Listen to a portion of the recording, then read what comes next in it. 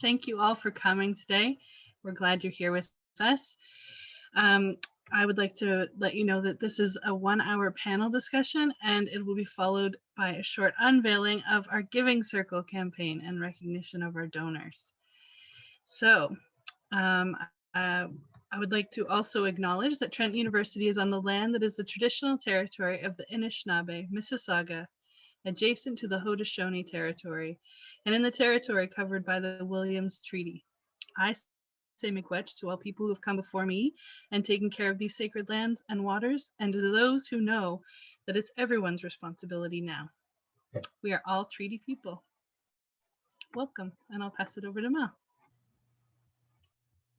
Thanks so much, Stephanie, and thanks everyone for joining us today. It's great to see you all on screen, especially how many of you are indoors on a really nice day. So thank you for that. I can see some of people are outside. So Enwayaang, as Kat alluded to, is a weekly series we've been doing. Enwayaang means the way we speak together, and we really liked that idea of recognizing the partnerships in our building and speaking together with guests at a weekly event, which has been great for us this year because we've had such a wide variety of experiences throughout this year. We have one more next week, which we'll talk about later, but we really relish the idea of hearing from guests and then having a Q&A and a chat about their experience. So this panel discussion today features Gzowski College alumni who have taken the college motto, "The minds of the future are made great beginning today," and put it into practice. Our guests have moved into their post-Trent lives and careers with passion, with integrity, with innovation, and with a deep sense of community and philanthropy, attributes that the Gzowski College community helped nurture and develop, we hope, along the way.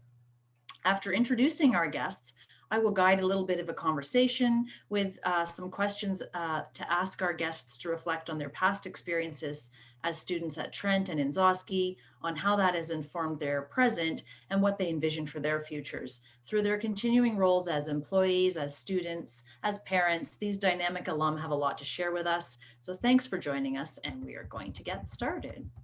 So I'm going to read the biography of each of our delightful panelists today, and then we'll direct some questions towards them. So I'll just kind of read them out in no particular order.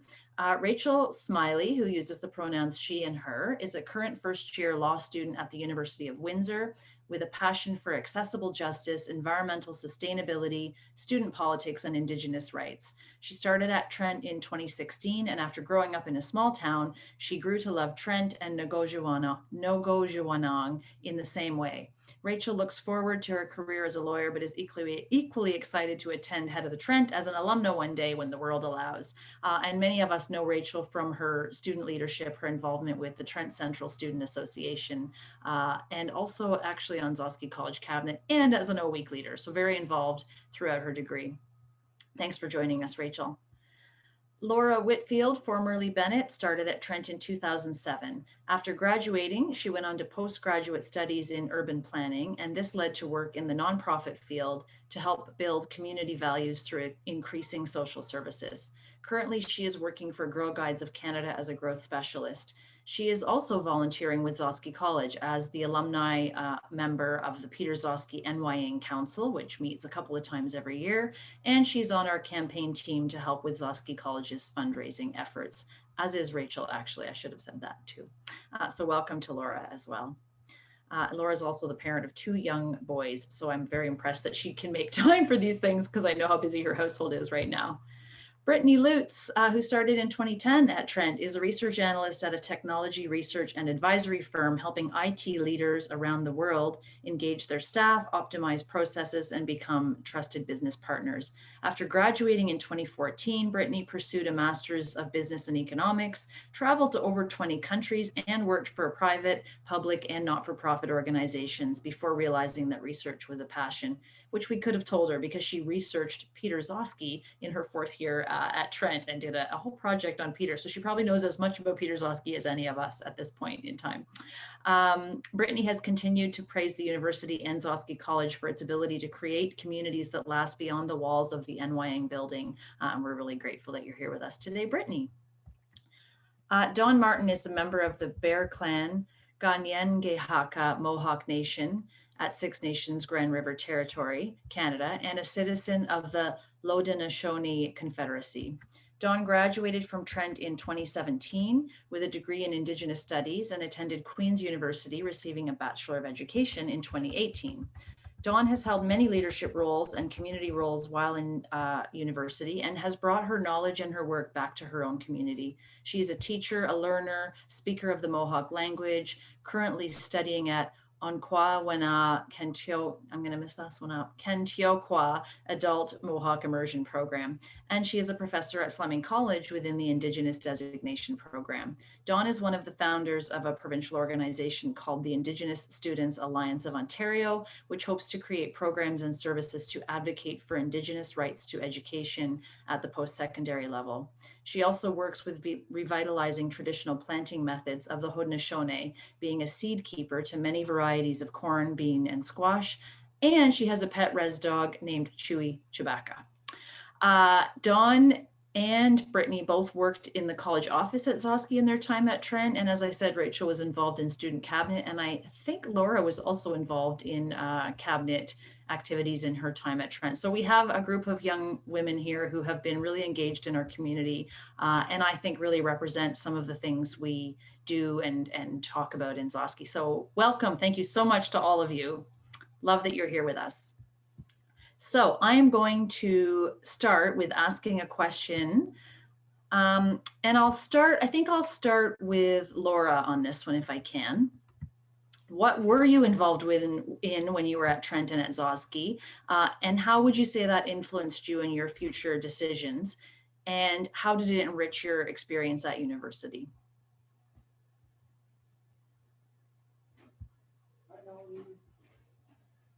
Apparently when I'm pinned, I can't use my spacebar to unmute, so just word to the wise there. So I was really only involved in ISW. I know it has a different name now, but the Introductory Seminar Week was what it was called when I was involved as a leader.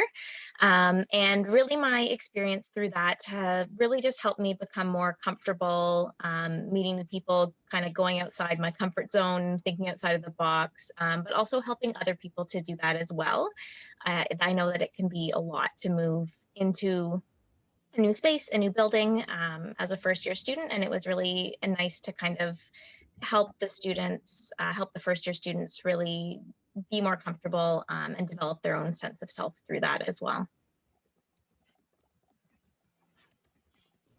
Thanks. Brittany, I'll turn to you. How do you think your involvement and engagement on campus sort of shaped your university experience? And then I think, as Laura said, like, where are you headed after university? Yeah, so I came into Gzowski and I was probably like one of the quietest people in high school. I didn't do anything. I was not on any committees. And I came and ISW members were like, you should join cabinet. And I was like, okay, this seems like a great opportunity. So I joined cabinet. And then I became a part of ISW. I worked for the college office. I worked for TCSA. I worked for student affairs. So I was involved in a lot of things in different areas within Trent and on different levels. And I think the biggest thing was it gave me that confidence to go forward. And I'll probably talk to this later, but also it gave me the ability to make mistakes and learn who I was. I think the biggest thing going forward is no one's perfect. You're going to have situations come up. And I think the biggest thing was learning to kind of handle those situations in a more positive way. And I also feel like being more engaged kind of gave me a sense of purpose within the university. I really enjoyed the time to actually do things beyond my education, to give back to the community, to engage with students, to see how happy they were. Like running ISW Week was one of the most fun times of looking back. I honestly can't imagine doing anything different. And you just realize how much of an impact that has long-term on people. And it's been such a good experience looking back on and using that going forward.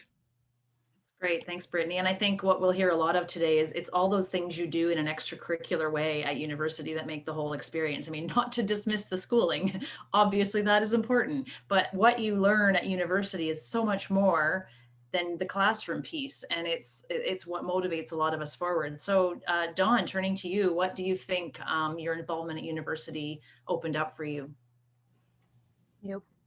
While at Trent, I held many roles and was involved in a couple different things, but one of my main roles was I was college community liaison. I believe it was called CCL for Gzowski College. And so I did event planning to try and foster community on campus through the college system.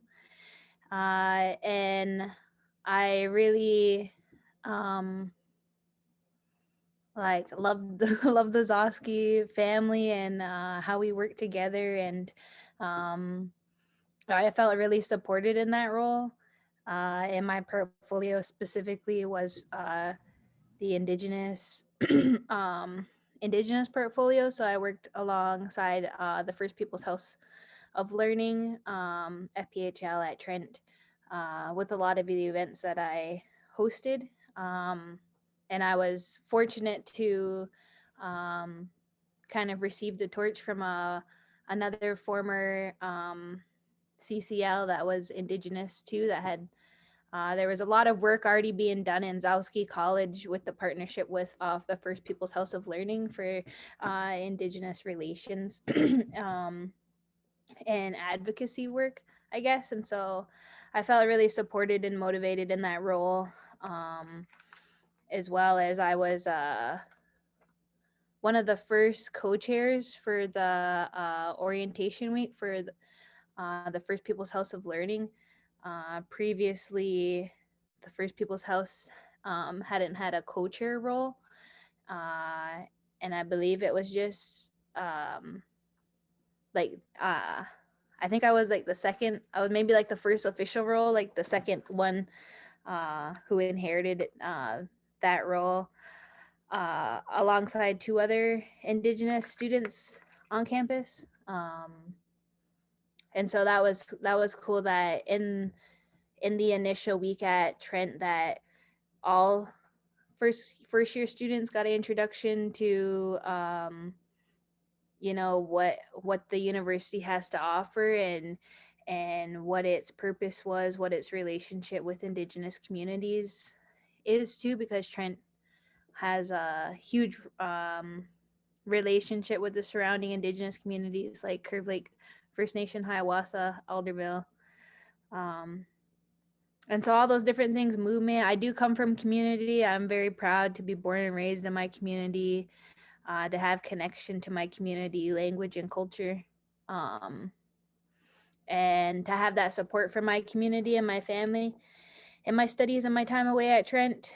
And then to have opportunity to have these roles really helped me to understand kind of the work that we can do in many different ways, and the education and awareness that can happen through community building and networking. And a couple other roles is I held many roles within the Trent University Native Association, and I have to give a shout out to Tuna, because I believe that was like a family away from home too, because I don't know if many people know, but there is a gap for Indigenous learners entering post-secondary from high school. And so that's a part of a lot of the work that I've been doing with education. And I am a certified teacher. I've been teaching in many different ways. I know we're going to be talking about career later. I'm not going to start a career, like settle into one job. I probably never will for at least 10, 20, 15 years. I don't know. I wear many hats, and I have the contract work. I have the contract work and the honorarium work. That's kind of the work that I do currently, still do. I'm still a full-time student as well of the language. So that takes away some of my time. That's great. And I think you're right. Like the wearing many hats is sort of a pattern of what happens when you graduate university, right? Yeah. Yeah. And so I think that's most of the things that I did at Trent. With the Trent University Native Association, I was involved. That kind of led me to be a part of that working group to create this provincial organization. that not only is there a gap in education for Indigenous learners in Canada and Ontario, but also you know, the climax and what's happening on campus, there's still some things to address as well. So through education, you know, we're in a time of reconciliation, that we're in a time of societal change. And so that's still the work that I'm doing, and that's being done on campus. And I'm happy for Trent and for Gzowski and for the First People's House for the work that they do. Yep. Thanks for saying that, Dawn. I think as you were talking, I was thinking about how you never know when you take a job in a college office, how it also opens other connections across the campus, or you work with in a volunteer capacity with Tuna. So a lot of the women we're talking to today have had paid and unpaid jobs at Trent. But I think that just opening these little doors changes the whole university experience, and it can change. I mean, I think all of you probably stepped out into the post-degree world with a lot more skills and confidence, again, because of what you did beyond the classroom. If I had to make a guess, having known you all when you were here. Rachel, how about you? Yeah, I definitely mirror that. I was going to say, without the experiences that I had with Gzowski and Trent, I probably, one, wouldn't have gotten into law school, and two, wouldn't be the social justice seeking person and future lawyer that I want to be. So without, you know, Gzowski's connections to Indigenous communities and Indigenous peoples at the university, a lot of other universities shy away from topics like reconciliation and the problems of colonial government and that type of thing. So not to generalize it as saying it's a thing, it's a massive ongoing issue.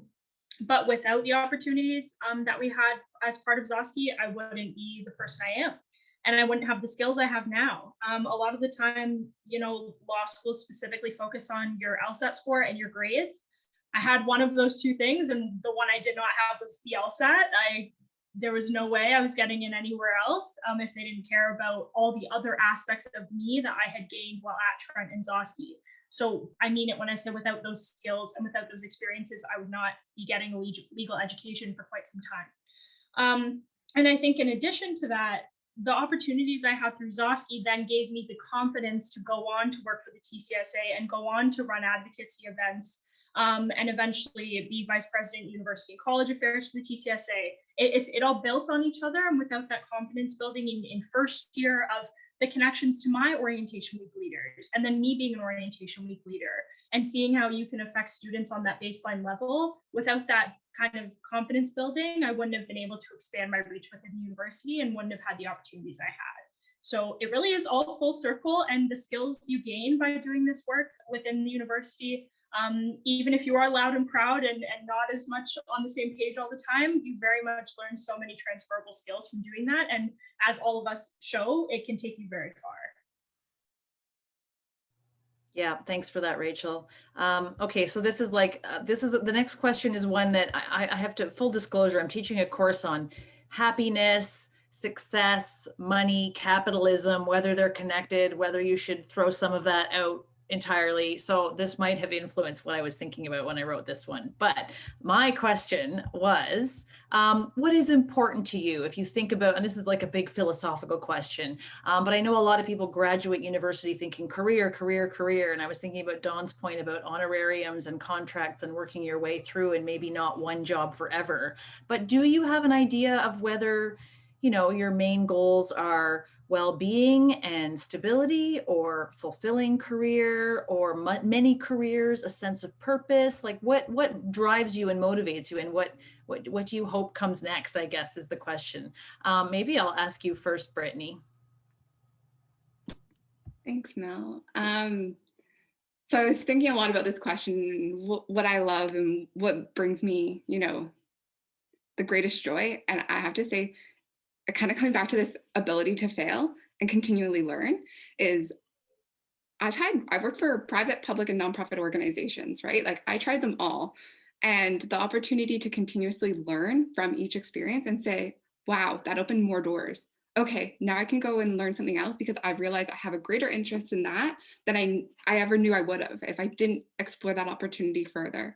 So I feel like the biggest thing for me is the ability to explore and learn and continually adjust my path in life based on what I'm learning, right? So I never thought I could be a researcher for life. Like when I did that 4th year project, that never ever came into my mind that would be how I'd be spending the rest of my career, right? And even still, now that I'm in it, it also opened more doors. And I'm like, oh, that's something else I can explore. That's something else that I can learn about. That's something else that I can put into my toolbox and continue to grow with. And so I think the ability to continually grow and learn is really what continues to drive me and makes me want to wake up in the morning. Nice, thank you. Laura, do you want to tackle that big philosophical, what do I want in my life? What matters to me? Yeah, I mean, I kind of did the same thing. I sat down and I was like, well, what is it? Like, what is it that kind of drives me or pushes me forward, or what do I strive for? And when I finished my post-grad work, I actually couldn't find a job. I ended up working for a financial institution, and I was administering American retirement plans. And paid the bills, did what it needed to do, but it wasn't that, to me, that wasn't happiness, right? It wasn't what I wanted. It was the same day in and day out. And that, I mean, I actually came to a similar conclusion as Brittany, is I wanted something that would allow me to learn. And I wanted something that, it's great to have a day that's predictable or a season that's predictable, but I wanted something that would provide me with changing opportunities, the opportunities to learn new things, to expand, to constantly just develop my skill sets and things like that. And that's kind of where I landed in the nonprofit world. And I've had a couple different roles at Girl Guides, but essentially it's constantly changing. Our tactics are changing. How we are recruiting volunteers or girls is dynamic. It's constantly, you need to kind of be in tune with what is happening in the market, what's happening in different areas all across Canada. And that's really where I landed as well, as I wanted to find something that, one, made a difference, but more importantly, that allowed me to not just sit stagnant in my career. I wanted something that I could learn and grow and develop.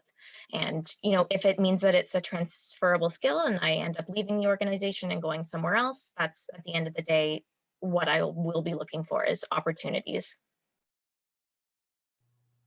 Thanks. And it's a lot of pressure because I'm thinking about, Rachel and Dawn graduated somewhat more recently than Brittany and Laura, although you're all young alum, let me just say that again. But it is a lot of pressure to think, oh, what do I do next? Because you really are in university, I have this 4 years and then something else starts or happens. And it's hard to shake that when you've been a student your whole life. So I'm going to turn to you, Dawn, and ask you how that, how do you put things into perspective with what do I want, or what makes me happy, or what's fulfilling? I mean, I think your teaching and learning role shows a lot of wisdom around that, but I just wondered what you would say to that.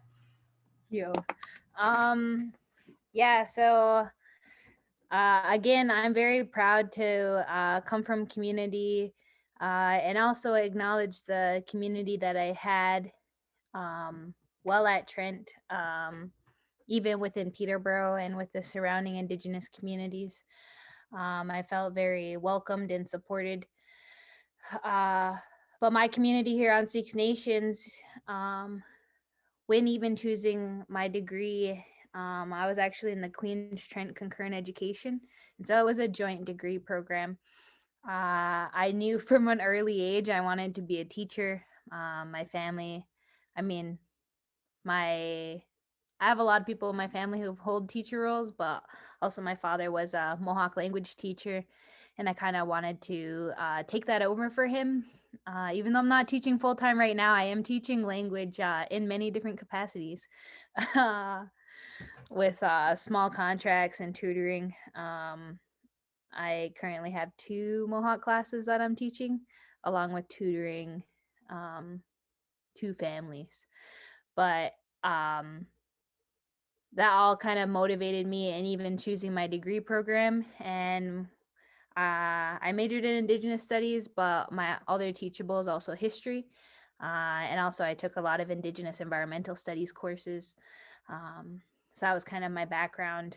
But even while in high school, that kind of motivated me to become a history teacher. I kind of didn't know what I wanted for my second teachable. I was thinking geography or English. But I realized that the general Canadian history, general Canadian public, they don't have much understanding about the Indigenous relationship Canada has, that we are all treaty people. That was mentioned at the beginning of the session. We all Canadians are treaty people. We're in relationship with Indigenous communities. We're in a time of reconciliation, reconciliation. Societal change is happening slowly but surely. So education, my community, but also the language.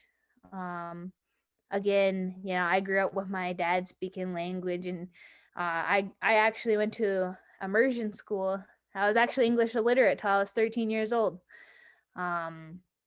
And so all of that kind of grounded me in who I am and what I wanted to do. But the realizing at the work that I did at Trent in my personal experiences, I realized there's a lot of work to still be done as a society, as general Canadians, you know, whether you look at it on a provincial level or a national level. We still need to educate, and there still needs to be awareness of Indigenous history in relationships and how to honor and respect those relationships and those treaty obligations. And that's kind of some of the work that I do with being a professor at Fleming College within the Indigenous designation. Is every program is certified, or every program has to take in introductions to Indigenous studies.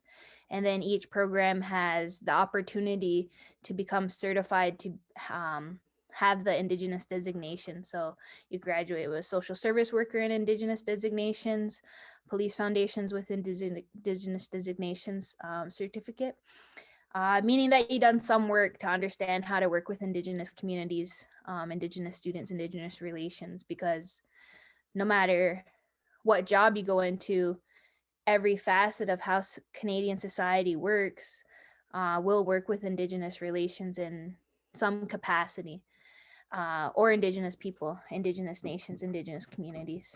And so kind of that also with studying environmental, you know, I have being Indigenous myself, I have my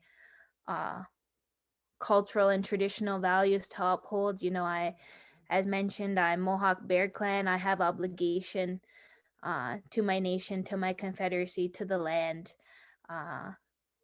to the medicines, to my seeds, that I have duties and obligations and responsibilities to those relationships.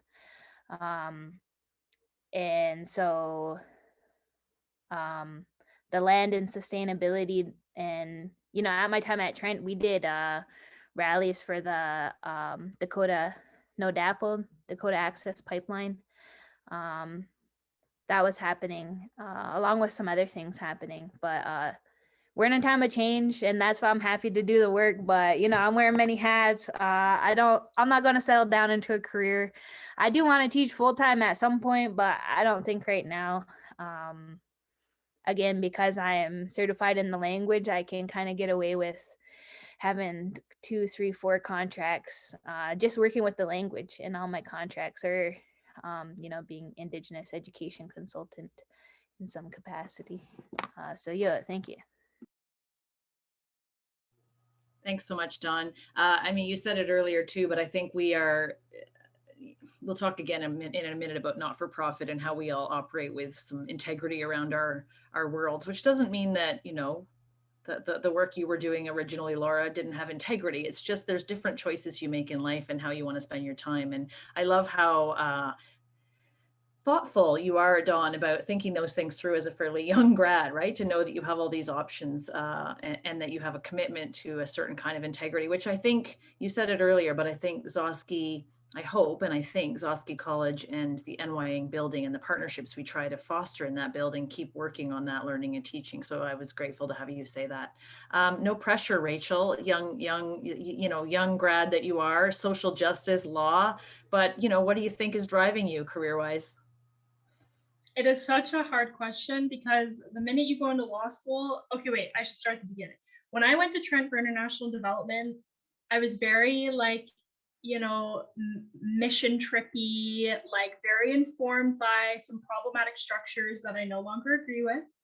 And once I entered Trent's International Development Program, it was like, forget everything you know. You're going to learn about the reality of the structures we have and systemically why a lot of what you learn about international development as a field is not ethical. So right from the get-go of going to Trent, a lot of what I knew and understood was thrown out the window, which was for the better because it made me more culturally aware, competent, understanding of Canada's history and the role as a state we've played around the world and within our own communities. So with that learning, then coming to law school, it's almost the opposite, because when you come into law school, there's this huge divergence of a lot of folks who are very social justice, quote unquote, radical. Even though I don't identify as radical, other folks identify me that way. And then there's the other side of that spectrum. And it's almost like there's no middle. It's just one side or the other. And nobody is shy because we're all type A personalities. Nobody is scared to challenge you. So I'm already finding it difficult in law school, as if it hasn't already been a year. It went by so quick. But even just in first year, it's already hard to manage so many strong personalities with so many different political based views and so many different educational backgrounds, because not everyone had a decolonial education, as decolonial as education can be, like I had through my program and my professors at Trent, and even through the learning I did at Gzowski. So it's a big learning curve. And a lot of what law school pushes is corporate understandings of law and very capitalist based and very go work on Bay Street, and there's no in between. There's a lot of opportunities for students who want to work in Toronto and Kingston and London and Ottawa, but very little for people like me who want to work in the remote north, like the Northwest Territories, or in very rural communities. They don't silence it, but they don't talk about it. So for me, thinking about my future career, it unfortunately depends a lot on the institution and the information they give me, which is why I'm just more mobilized to make change within the educational structure we have, because I'm so disappointed in it. Although I'm very confident in being a very competent lawyer, I really wish there was more opportunity for me to know these other options that exist for me entering the legal field. And as for career goals, like I honestly have no idea where I want to end up. I think I want to be a professor at some point, so I'd probably get my Master of Laws at some point. I feel like I'll just end up being a student for life, something like that. So right now it's a question mark, but what motivates me is honestly, there's something every single day, no matter where I am, that shows me change needs to happen, and it just lights that fire and gets me going. So it's mostly a lot of me understanding that change needs to happen, and it needs to happen soon. So that's what it is for me. Thanks, Rachel. There's another whole topic here, which we won't get to, which is what you all found out when you went to other institutions.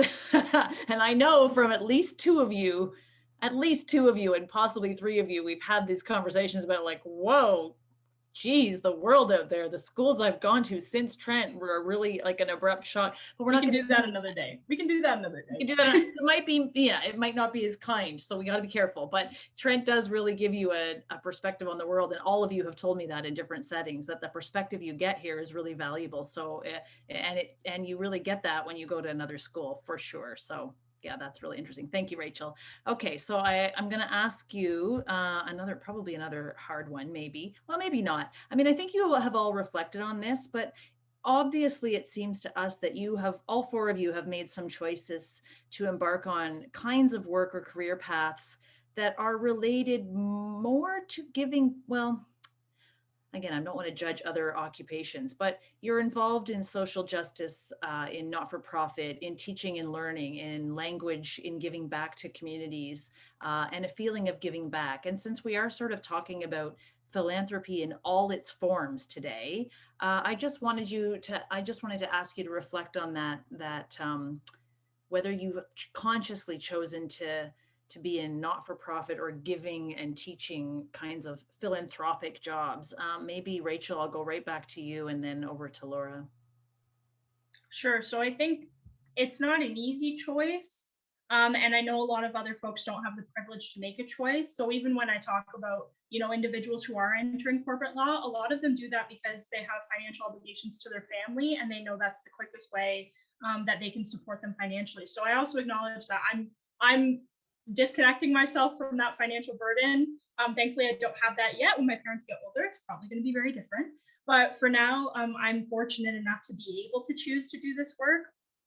But other people, of course, don't have the choice but to fight for the rights within the world we have. And to say, you know, we deserve basic human rights, and why is that a problem? So for me, the reason why I chose this type of work, even though the field of law itself has various systemic issues, systemic racism, systemic sexism, all types of systemic discrimination that affect so many groups of people that I so integrally care about and work to self-educate on. I'm going to be operating within that system, and I definitely know that until hopefully enough people get into the system that it can be fixed. But for now, a lot of the reason I chose to do this work is because I know not a lot of folks get the privilege to get a legal education.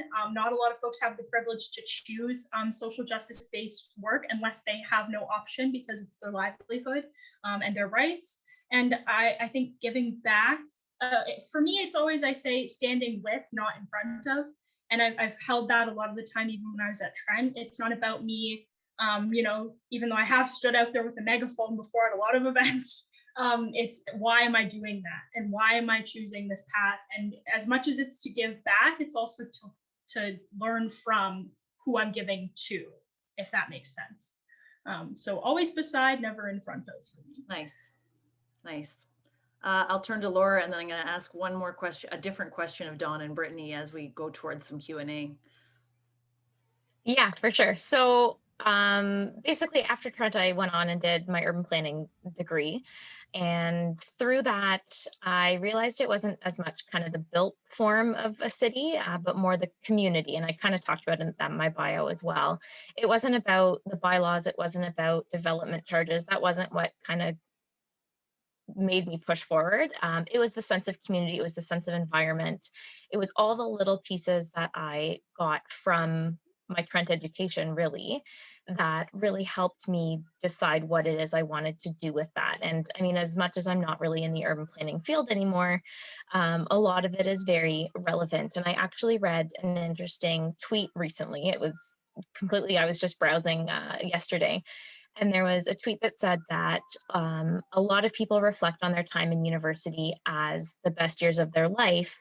And when you look at the way that a university is designed, it's essentially a self-sufficient community. And it's a very dense community. And there's services, and there's, you know, around the clock social activity. There's spaces, and it's all of those kind of pieces that I really got not only from living on campus in Gzowski, but also, you know, just through the rest of my degree at Trent. And that, like, looking after reading that, I was kind of like, oh yeah, that kind of, you know, everything all ties together, came full circle when I realized that, yeah, that is that kind of sense of community that has driven me to move into the nonprofit field and has driven me to help to create those services and opportunities and things like that through my career as well.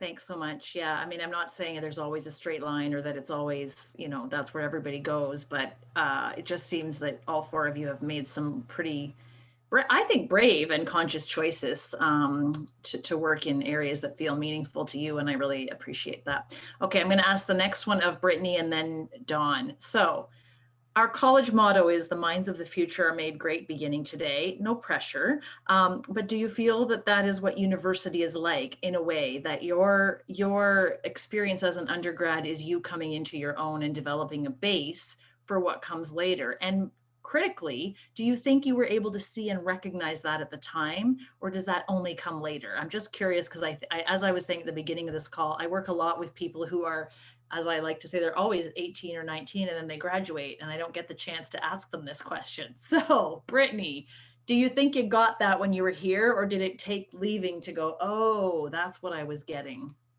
Oh, 100% it took leaving. And I would say even it took time after leaving and getting that separation from Trent, was realizing, like Laura, I went working for a financial service organization after university thinking, this is great. I'm going to pick a large company to work for. And that, of course, that's great. But I picked Trent and I picked Gzowski for a specific reason, that it was smaller. It did have a sense of community. It did have that sense of purpose. Every day was different. There's always opportunities. There's new people to talk to, new things to learn. And after doing something repeatedly for 2 years with a large organization, I was like, why am I here? This isn't what I want. This wasn't what I graduated from university to do. And you take that time to reflect and actually get to kind of go back to those roots and say, what did I enjoy? What during that time got me up and going during the day? You learn time management like crazy, which is probably the best takeaway I can say from all the ways that I was engaged in. But it's just, there's so much that you get while you're in university that you don't appreciate while you're there. And even looking back, I think about some of the times and I'm like, I wish I could have done that. I'm like, you had so many hours of the day, you were already involved in so much, like you could not have stretched yourself thin or any thinner, but there's so much opportunity. And just, I think, yeah, that opportunity to be removed from the experience and then reflect on it has really helped me, I think, going forward. And you don't appreciate it while you're there to the same degree that you do the years after. And I'm just thankful for everything that I got to do, because I think to your point, Melanie, like you make active choices as a result after that. And you have that opportunity to consciously think, okay, how do I want my life to go forward? What do I want to focus on? And what do I want to make sure that I'm getting out of bed every day and happy and passionate about what I'm going forward with? Yeah, and to your time management point, sometimes you actually can't even have those thoughts when you're in university because you're just on the treadmill of spinning of like assignment, class, work, assignment, week, volunteer, and you can't even process that. Dawn, what do you think about that? Do you think that you realize that when you're there, or does it take leaving to kind of think through those big goals and what you want out of the next stage? I would say it was a little bit of both. I knew that just Indigenous education in general and Indigenous relations in Canada, that there is a lot of work to be done. And, you know, I was always in it, all my seminars and lectures, like I was always vocal on my own personal experience and realizing that I'm not, I can't be a part of this history. I can't, just put this away at the end of the day and leave it that I have lived experience that connects to injustices from institutions, from systems, and I would say, that I would have most of my experiences working with education and legal systems and institutions, I would say. And so while at Trent, even with my own experience, that I was always, I was happy to always be grounded in who I was and to have an understanding of my identity. And then I speak to kind of as an Indigenous person studying Indigenous studies in a colonial institution. I did face harm and violence, and I was tokenized, and it was I grew into myself, and I through trial and error kind of figured out the do's and the don'ts of this work that we do, that you can get burnt out, it can be exhausting, and to change society, to change systems and institutions, like we need to change whole structures and governance, like how society functions to do real work. And so while at campus, with my work from Tuna, I participated in the Canadian Federation of Students in their general meetings, and I was one of the participants of the first ever Racialized and Indigenous Student Experience Summit, where Indigenous and racialized students spoke to, the harm that we face on campus and in our studies. Even for a professor to tokenize me and then ask me questions, I'm not getting no pay, I'm not getting no compensation. You're trying to take my Indigenous knowledge away. And that's kind of the work that I do with Fleming College too, is how do we maybe say respectfully that I don't have understanding, I'm not aware of these issues, how can we work together? That's the work that I do with the Indigenous Designations Program, is who are you what power and privilege do you hold, and how can you do that to better society? How can we be global citizens, work as general Canadians to address these things, because it's all relatively new, and that's why my personal experience is needed in the class, and that's what I was always advocating towards is it's all new for Indigenous relations, that with the residential school and the Truth and Reconciliation Commission, it's within a generation of me. A generation ago, there were still students in residential school. I'm only 25 years old. Last residential school closed in 96. And so with that work at the national level, working with bylaws and policy, I know we're kind of talking about law and justice and whatever else, and how can we do work and these types of things that, Robert's rules in law and justice, the legality of everything is a barrier to work with Indigenous relations, that how society functions, their worldview and their understanding, the Indigenous worldview and understanding is different. And so we need to have talk and relationship to really address that. And so at that national level, we realize, myself along with the other Indigenous leaders on campus, realize that we can't indigenize or decolonize, because these are colonial systems and institutions. And so that was kind of the realization for us applying to, we won a Trillium grant, a 3-year Trillium grant, and to start our project. So we're going to officially launch that this spring. But that's to advocate for some of that harm that Indigenous students face on campus, whether on campus or in their studies as well. So I kind of knew about it. I didn't know about my career and where it was pushing me. I just am always, what is it? I just believe the right thing will fall on my lap when it needs to. So I don't know what I'm doing in the future. I'll probably be a student for life as well. Doga, yeah, I think I answered it. Yeah, that's great. And I think probably that is one of the gifts all 4 of you will bring, is that you're going to always keep learning. It's a good reminder, Dawn, that, when we're talking about the beautiful things that happen on a university campus, they can, as you said, also be places of harm for people. And thank you for reminding us of that we still have a lot of work to do. I think it's even more jarring when you leave campus sometimes and see how many places are still not there. And I'm not saying we're doing it perfectly, but I think we are making small steps. So, but thanks for the reminder. It's not always a place of open privilege, like easy access learning, and a place that isn't sometimes also got its own flaws, colonized, discriminatory behavior for students. So thanks for that reminder. I have to say, I think all 4 of you are superstars, and I love hearing all the great things you're doing. And I think everyone here is like, oh, wow, look at our Trent grads go. Like, it's just great to hear all the thoughtful work you're doing, and the thoughts you have about your lives, not just careers, but lives and your life after Trent, which is what we like to say about that. So I would love to give us a few minutes for questions. If anybody would like to ask a question, you can type it and in the chat to tech support, or you can wave your hand at me physically if you want to. Lorelei?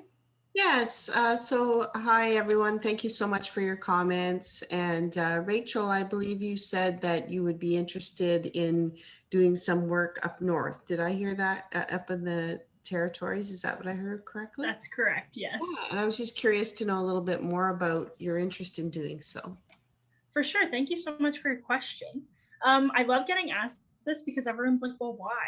And I'm like, because it's an experience. But it's not just about the experience. It's just I've learned quite a lot about the discrepancies in what, like, it's almost like our nation that we have, it's here, it stops here, and then above is the territories, and everyone forgets that there are people. It's grocery prices are astronomical. Its access to services are almost absolute in a lot of remote communities in the north. So a lot of the work I do want to pursue a specialization in Indigenous legal orders, and as a settler, I'm self learning all the time and working with very amazing Indigenous women at the University of Windsor who have been teaching me along the way. So a lot of the work I do want to do is based in ensuring that there's access to justice in northern remote communities, specifically to legal care, mediation, arbitration, and alternative dispute resolution like talking circles.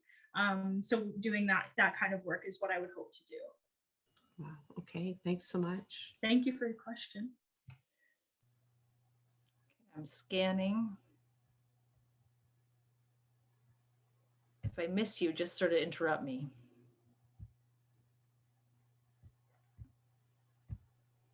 There's one in the chat, Mel, from Angela. Oh, thank you. I can't see it.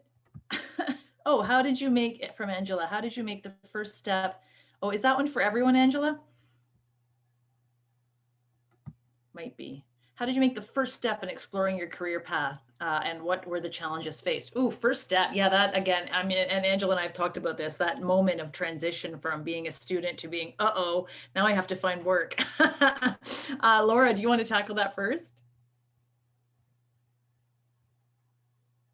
Sure. I guess, first step wasn't very glamorized. I went back to school, I graduated, I applied for a bunch of jobs. I didn't hear anything back from any of them in my field and kind of lost hope a little bit in that. And that's when I ended up working for a financial institution. Really, I needed a job. I needed to pay the bills. So I guess the biggest challenge was that I knew it wasn't what I wanted to do with my life, and I knew I needed something. That's not to say it wasn't a learning experience. I mean, it kind of got my first step in, working world, so to speak. My previous jobs through school had mostly just been like retail work, summer jobs, things like that. So it was kind of my first big girl job. I had to wear the collared shirts, and really was able to realize that that's not what I wanted to do. And I think that was my biggest challenge, was that I felt at the time that was, that was who called me back, right? That's who I interviewed with. That's who I actually got hired. And, if somebody could tell me at that point that I would really only be there 6 months, it would make me feel a lot better. And I always say it's easier to find a job when you have a job.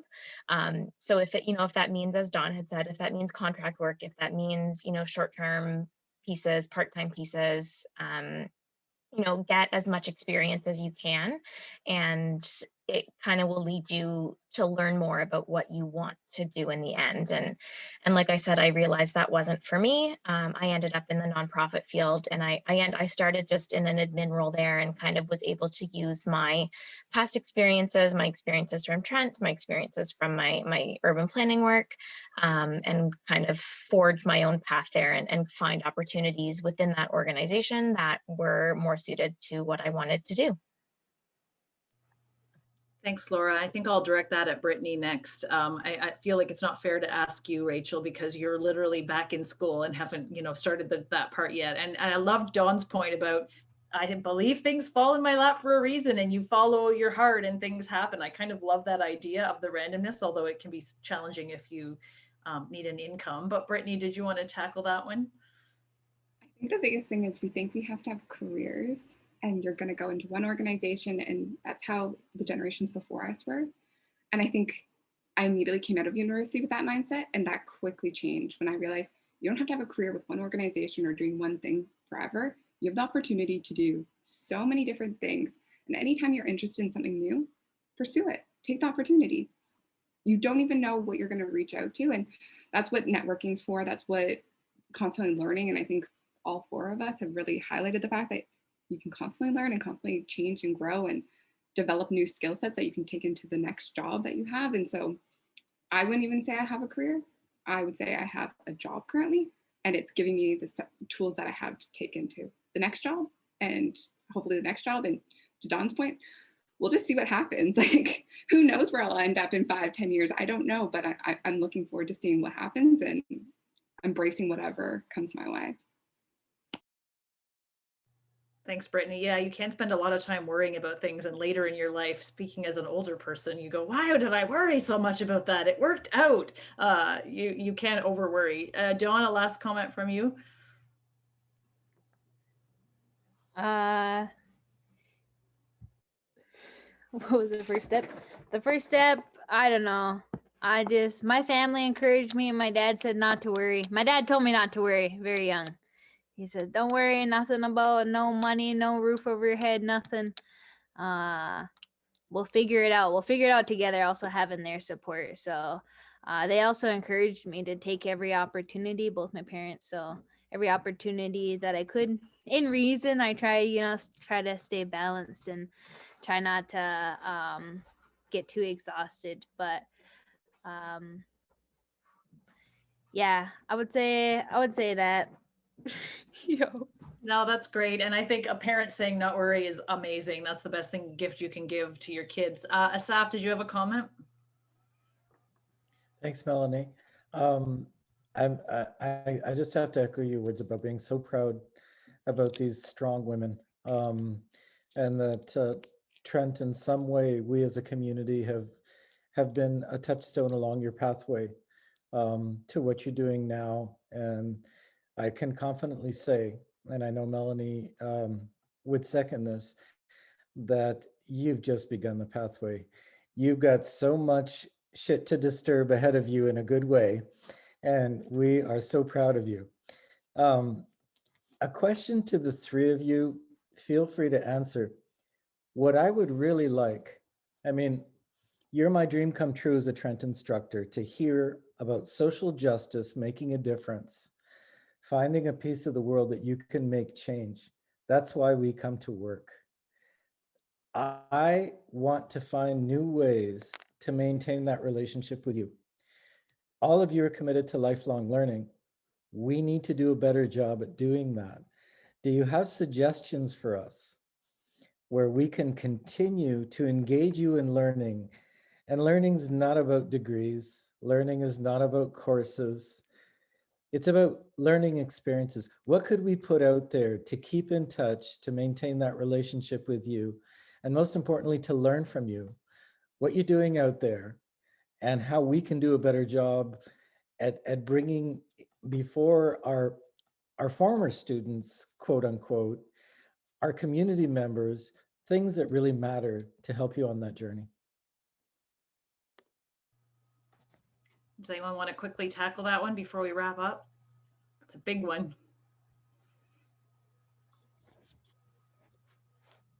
I mean, I can speak for sure for Laura would say, I know this. Laura walked up to us at a head of the Trent and said, how can I get more involved in Trent again? I mean, really tackled it by saying, where can I do this? And I think when we bridge alumni relations in this way, and when you reach out to us, but also when we reach out to you, that makes a difference. But Rachel, were you going to jump in there? I can try. I mean, as I've only been an alumna for like 11 months. So for me, I'm so still connected, and I miss Trent literally every day. I'm not even exaggerating when I say that. I would be back at that campus in a heartbeat if you had a law program. So think about that for the future for me.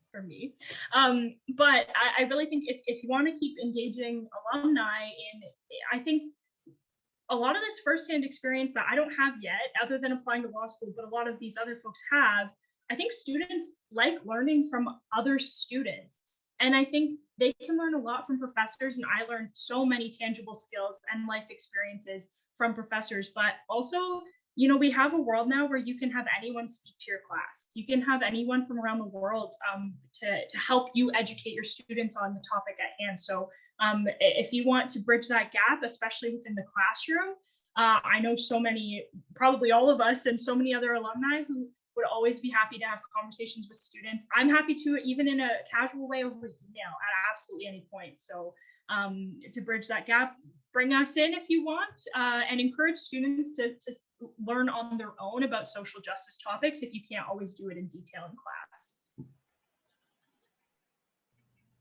Yeah, thanks. Laura, did you want to jump on that? And then I'm going to wrap us up. Yeah, I was just going to say quick, I laughed when Rachel said that she thinks every day about Trent campus, because my husband's also a Trent alum, and we regularly decide if it's justifiable for us to move to Peterborough. So I understand.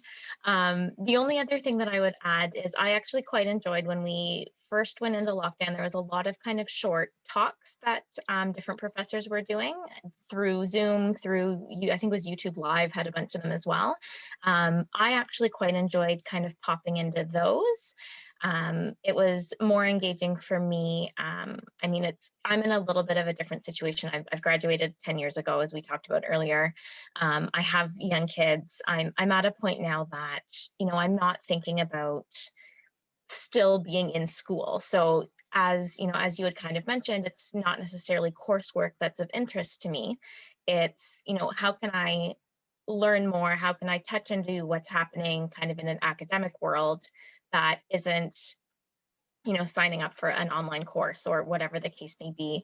Oh, I can see somebody's popping them into the into the chat there, the Trent Talks. So things like that I found really engaging for me. And I actually, a lot of them were sending off to my colleagues as well if it was relevant to their work, even if they weren't Trent alum. So kind of just ways that you can spread your experience, and why Trent was a little bit different maybe than some other schools, as Melanie had mentioned as well. And I think that was the difference.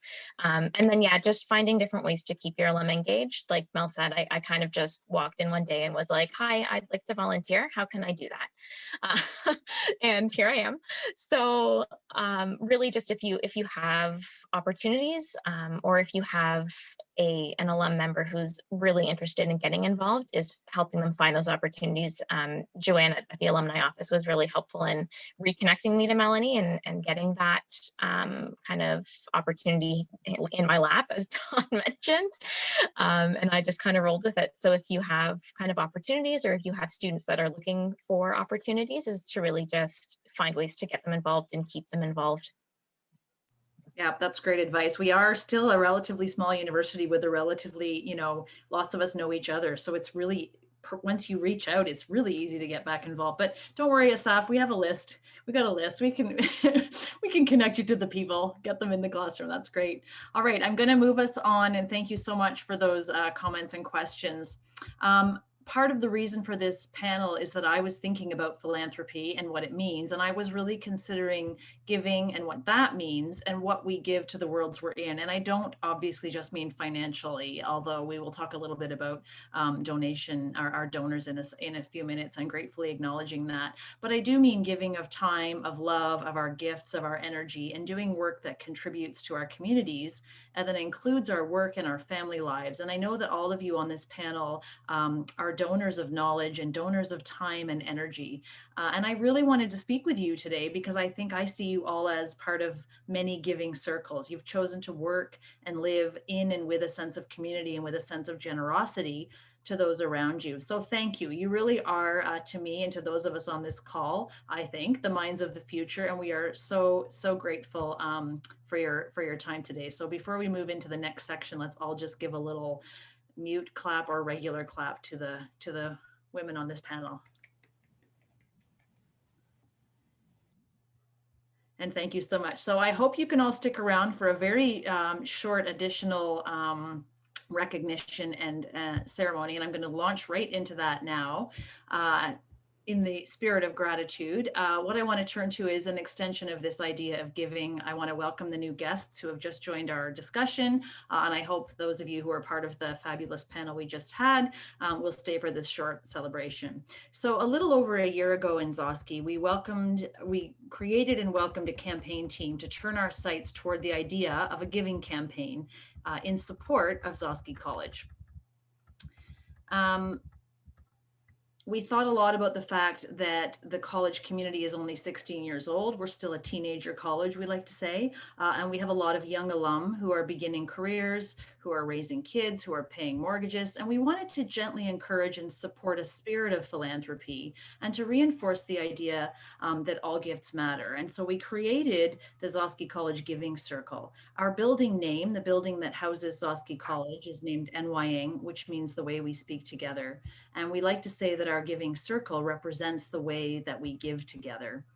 And so we pulled together some great community members, faculty, fellows, alumni of the college, and we started to develop a campaign team and a giving circle. Now, our website, which I'll share with you in a few minutes, talks a little bit about all the things we hope to create in Gzowski, thanks to our donors. And I'm particularly pleased to announce that this spring, thanks to some of the donors who are with us and who have contributed, we are enhancing one of our outdoor learning spaces in the college and planning an outdoor design to shelter and enhance a teaching circle that hasn't had a lot of use in our space, partly because it has not been covered. And we're hoping to use this space for the first ever Enwayaang Indigenous Fringe Festival this June. So I'm really quickly going to share my screen so I can show you. This is just kind of a very basic picture. I just wanted you to see. Can you see that, Rachel? I've got your face in my... Yes, I can. Okay, good. I'm just who I can see on the side. So this is the circle of stones at the south side of the Gzowski Enwayaang building. And this next picture you can see is the same circle. So this is there's a south parking lot. The teepee and traditional territory is kind of over here. And this is as you enter the Enwayaang building. And this is not a great picture, so bear with me. But this is one of the things that was in the original design of the building. In one of the architectural drawings, we could see this little sail shelter, it was called. We don't know where that was going to go. But then we started thinking about shelters and sailcloths, which are reminiscent, we think, of teepee spaces and sails.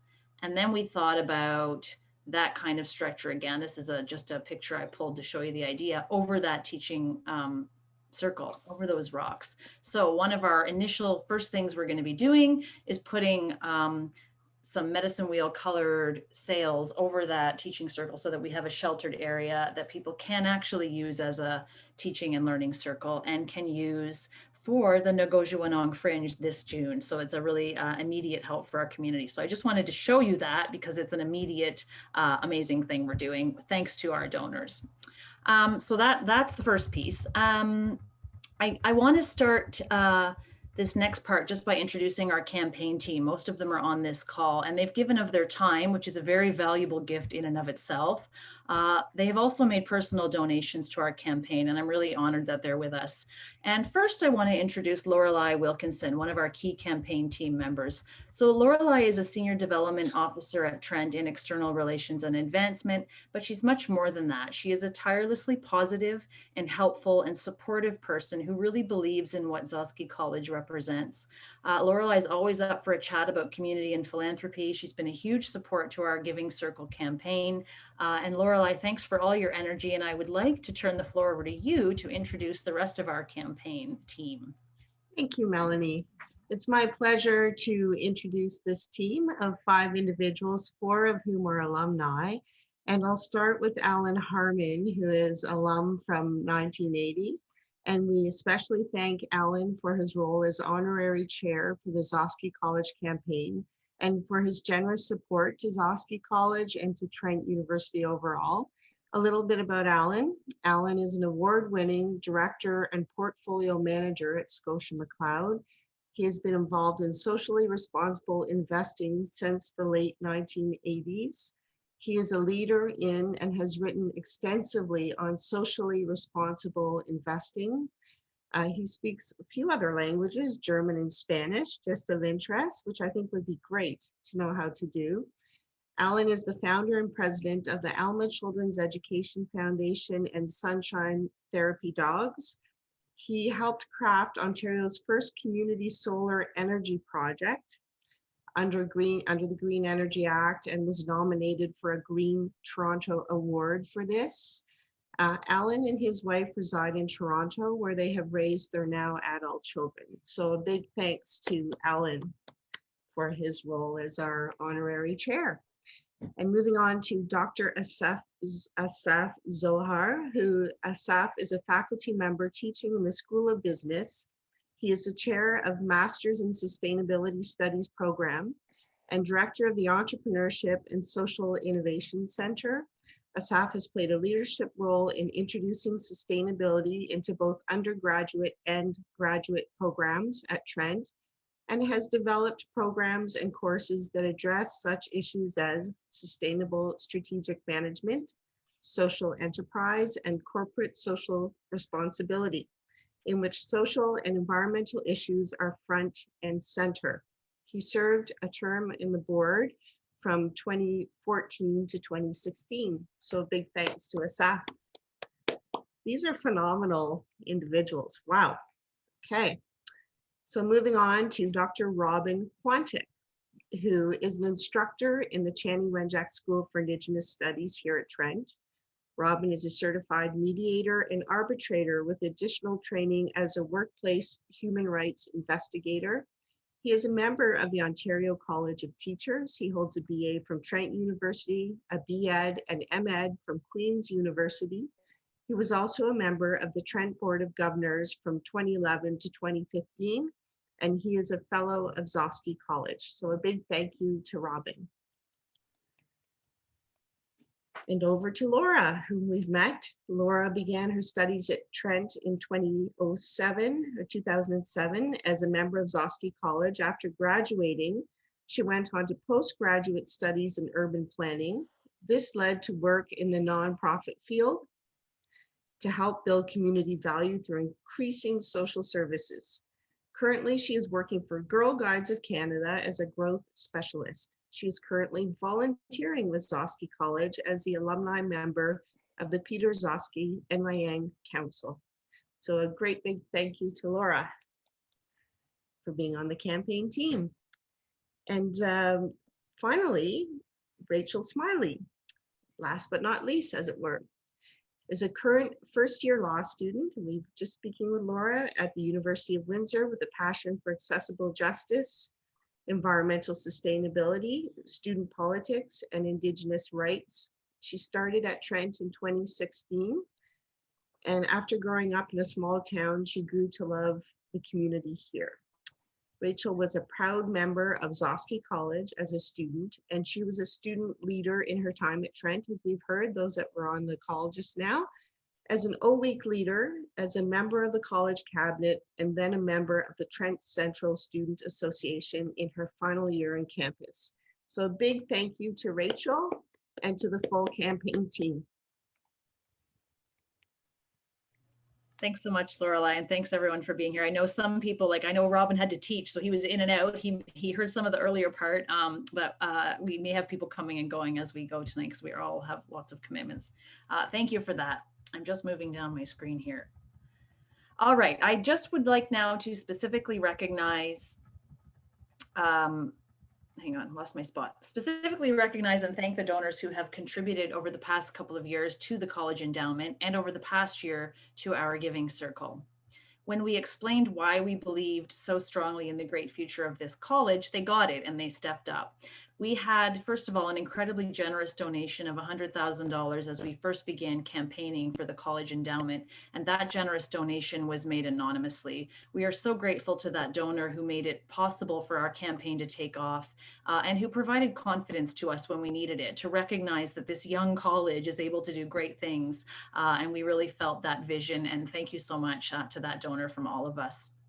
Now, Alan, who Lorelei mentioned already is our honorary campaign chair for the college campaign, graciously signed on to that role and made an incredibly generous $50,000 donation to our endowment fund in the fall of 2019. Alan has shown his support for our partnerships with the First Peoples House of Learning and has really supported our initiatives in the area of Indigenous knowledge and leadership for students. I've enjoyed getting to know him and show him glimpses of our college life, even during the pandemic, and I look forward to more enriching conversations in person someday soon. So Alan, as a member of the Giving Circle and an honorary chair of our campaign and donor, we thank you very much. Next, I want to draw your attention to our other inaugural donors to the Giving Circle, and I'll show you our Giving Circle page in just a second. But the first 10, you are blazing a trail and showing our alumni and friends what is possible. Thank you first to Honor Dupontier, who I think was going to be with us tonight. I'm not sure if she's on the call, for her Leadership Circle donation to our college. Honor has had a long association with the Royal Ontario Museum and with Trent University. She's an author, she's a curator, she's a big supporter of Trent. And I know that Honor and the Depensier family knew Peter Gzowski and his family. And so it's great to have her contribution to our college and her support. And we hope to invite her to an in-person visit to Gzowski sometime soon. So thanks so much to Honor for that donation. So I'm going to acknowledge a few more people who are on the call here, and you can give us a little wave and nod your head modestly as I say your names out, and then I will show you the donor wall we've created. So Julie Davis. Julie is a newly minted honorary fellow of Gzowski College. She is Vice President, External Relations and Advancement at Trent, and I know how much she works for and cares about all of the departments housed in the Enwayaang building. Julie, your support of Gzowski College and of the departments in this building is incredible. We thank you for all that you do and for being one of our first 10 donors in the Giving Circle. Thanks to Julie. Deb Earl, also with us today, I think. I saw you there, Deb. Deb works as an academic coordinator and an advisor to students in the School of Business and has an office here in the college in the Enwayaang building. Deb is an enthusiastic participant in all college events, cares deeply for our students, which shows in everything she does. Thank you, Deb, for saying yes to pretty much everything we ask and for your relentless support for Trent and for Trent students.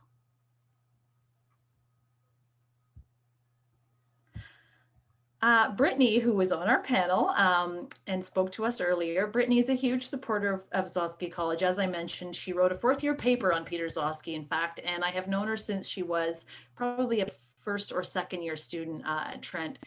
Brittany is one of our youngest donors to this campaign, and we're really so grateful to have her providing such a shining example of what young alum can do to give back to their community. Brittany, thank you so much for your donation.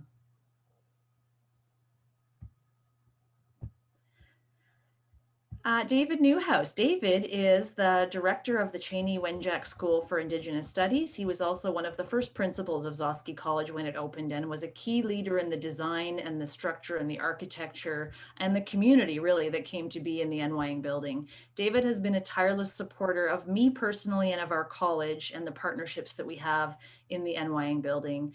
So David, thank you for donating to the campaign. We really appreciate it. Hannah Routley is Manager of Stewardship, Donor, and Volunteer Relations at Trent. Hannah is also a fellow of Peter Gzowski College. She wrote an article called My Philanthropic Life 2 years ago and spoke about what is now almost 20 years of paid and volunteer work in the charitable sector. Hannah, you get it. Giving feels good. And in your job, just like Julie, you thank a lot of people a lot of the time. And now we get to say thank you to you for giving back to us. So thank you, Hannah. Oops, sorry, I lost my way again. It's hard to do all this on one screen. Laura Whitfield, you are a person who also understands the value of giving. You, as we mentioned earlier, approached a member of the Trent alumni team at Head of the Trent and offered more of your time to us, which is pretty precious as you are the mother of 2 small children. Little did Laura know that that offer would turn into a role on both the Gzowski College Council and a role on our campaign team. And she has also now donated to our Giving Circle. Thank you so much, Laura. Lorelei, as mentioned, Lorelei Wilkinson is a person who sees every challenge as an opportunity. Her kindness extends in all ways. Lorelei, I know you also understand that giving feels good and you lead by example, and we thank you for your deep commitment to Gzowski College. And Assaf Zohar is a professor in the School of Business, as we heard a minute ago, and also a Gzowski Fellow and a member of our campaign team.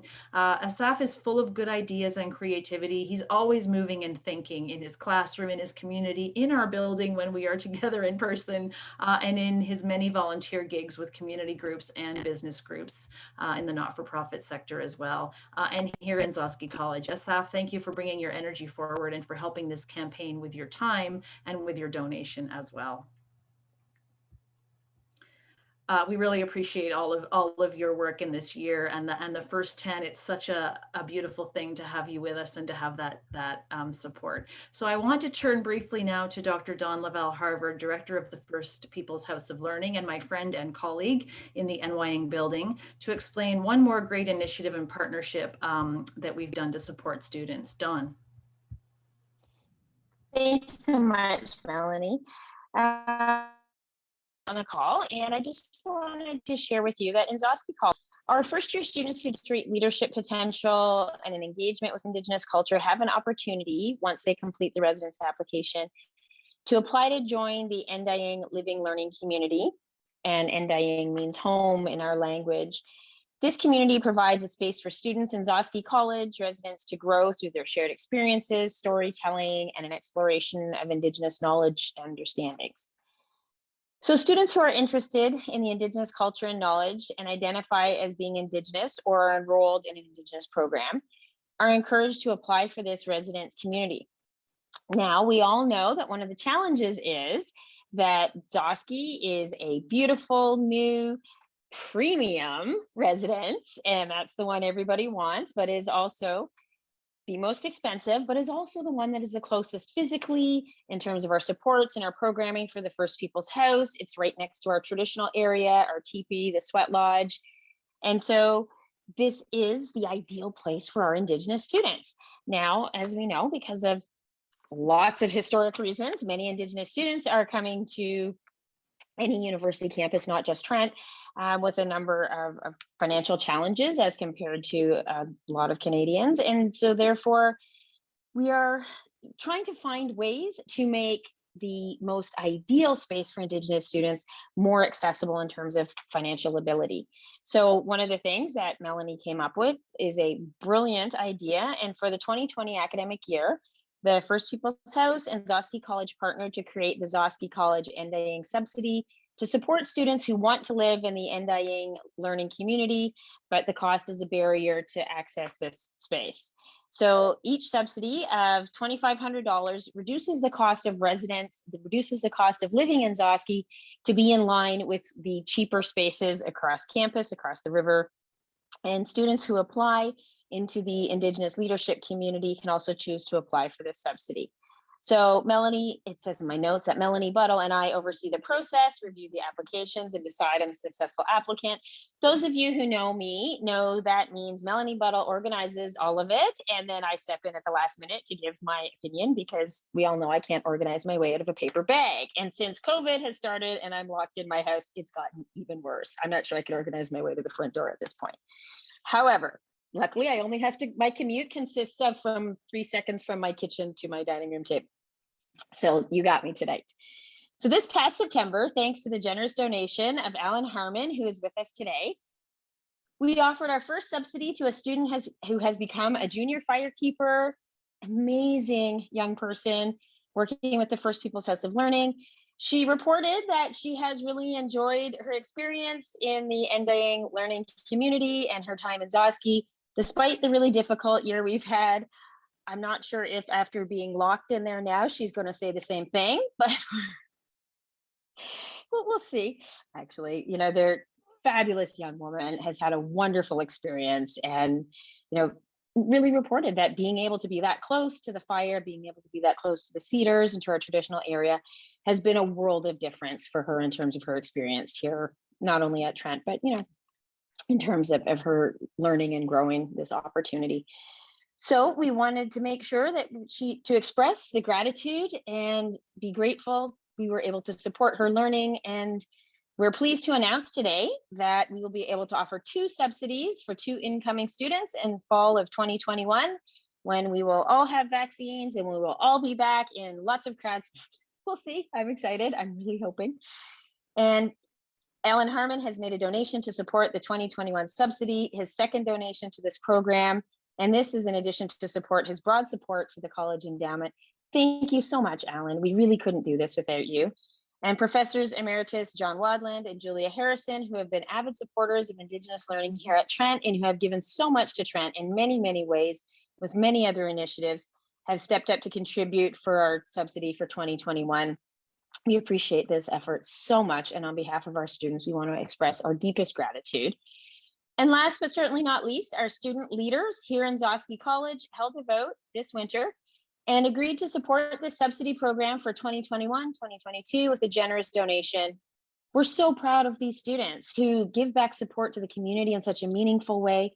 It's so important to see in this way to help lift each up. There's a long tradition, I think, of supporting each other here at Gzowski, and we're so proud to be part of your carrying that forward. I have some cabinet representatives here today, so a special thanks to Max Setka and Sydney Baubier. Thank you to our students for supporting all the incoming students and first years for next fall. From the bottom of my heart, thank you so much for this support. We really couldn't do it without you.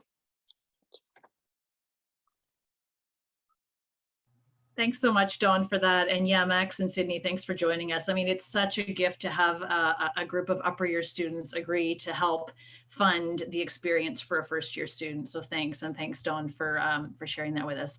Okay, we are drawing to a close here. I am going to move down my notes here really quick. Woo! Sorry, there's a lot happening on my computer at the moment. Okay, so I'm going to show you the virtual donor recognition site on our website. I'll just share screen and show you that really quickly before I release you all. So let me just go over here, share screen. It might take me a second to get there.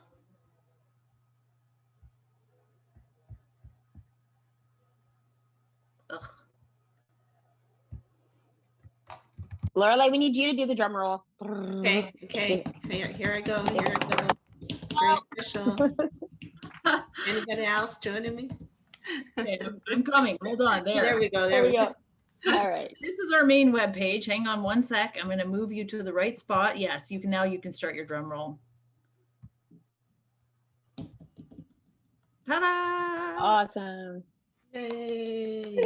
All right, so what you're looking at is our donor recognition digital site. Thank you to our Melanie, you skipped that part that showed which is the coolest and most awesome scarf of all the colleges, but we'll go with you. There it is, right there. There you go. Right there. There you go.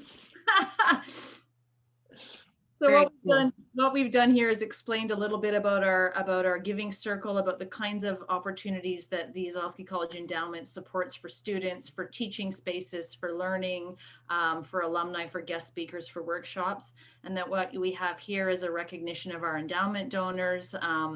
Alan Harmon, as we mentioned, Honor DePontier, and our lovely anonymous donor. And here we have the Gzowski College Giving Circle with our inaugural 10 represented here in alphabetical order on our Giving Circle page. So thank you so much for that. And at the bottom here, we have the Enwayaang Subsidy 2021-22 donors. So that is just our little way of being able to recognize publicly the gifts you've given. If any of you on this call are motivated and you clicked, oh, help support our college, you would go here. And here you have an opportunity to join the Giving Circle if you so desire, or to join the gift of giving to Gzowski College. So I'll just leave that with you. And then the last thing I want to share with you, and then I really swear we're done, I promise. I'm going to hit share screen again. If I can find it. Oh, no, I can't. I was going to share the Trent Day link with you. So coming up in a couple of weeks, oh, maybe I've got it. We're commemorating a day of giving at Trent called Trent Day. And I'm just going to go back to my world here and hit share screen one last time. Oh, there, I got it.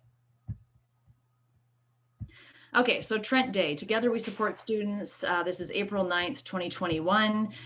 Trent Alumni invites you to commemorate Trent Day, and this is a new annual Spirit and Giving Day, marking also the anniversary of the Trent University Act, which led to Trent being here in Enwayaang, Peterborough. So if you, again, are so inspired by all that you've heard today that you want to make your donation and you want to hold off until April 9th and do it in a really splashy way by clicking the Gzowski College campaign, you go right ahead. We will not stop you. We would be just delighted if you did that. So thank you all of you for staying with us today and hearing from our beautiful panel and hearing a bit broadly what we think about philanthropy in this college, beyond financial, but all the ways we give back. I just want to thank you all for being with us. I hope you feel energized and swept up in the good vibes of our delightful alumni. And I want to thank our donors who are here with us today, and thank all of you for making Gzowski feel so special. You really summed up all the great work we're doing here, and it made me feel really grateful to know you all. So that concludes our evening, and thank you so much for being with us. Thanks, Melanie. Great work, everybody. Thanks, Melanie. Wonderful job, Mel. Beautiful. Thanks, everyone. Take care. Good job. Thanks, everyone.